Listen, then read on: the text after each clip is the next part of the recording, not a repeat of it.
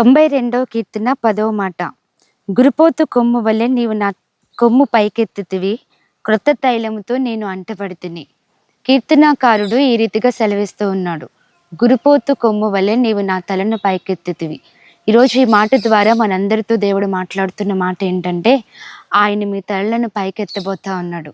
ఎందుకు అనంటే, గురిపోతు యొక్క తలను ఏ రీతిగా పైకెత్తగలుగుతుందో దాని కొమ్ముల సహాయంతో దాని మీదకు వస్తున్న శత్రువు యొక్క దాడిని అది ఎదిరించగలదు.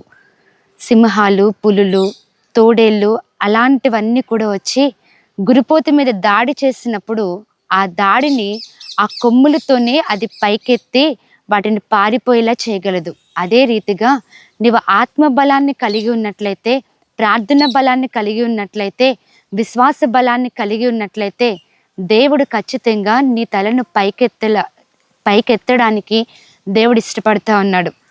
ఈ మాటను నీతో చాలా సూటిగా దేవుడు మాట్లాడుతూ ఉన్నాడు. అవమానాలు గుండానే నువ్వు వెళ్తూ ఉన్నావో, అపహాస్యం గుండానే నువ్వు వెళ్తూ ఉన్నావో, నిందల గుండానే నువ్వు వెళ్తూ ఉన్నావో, రకరకాలైన సమస్యలు గుండా కృంగిపోయిన స్థితిలో నువ్వు ఉన్నావేమో నాకు తెలీదు, కానీ ఈరోజు నీ దేవుడు సూటిగా మాట్లాడుతున్న మాట, గురిపోతు కొమ్ము వలె దేవుడు నీ తలను పైకెత్తబోతా ఉన్నాడు.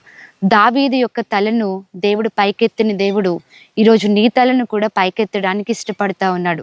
ఆ రీతిగా దేవుడు నీ తలను పైకెత్తి నిన్ను దీవించి ఆశీర్వదించునుగాక. ఆమేన్.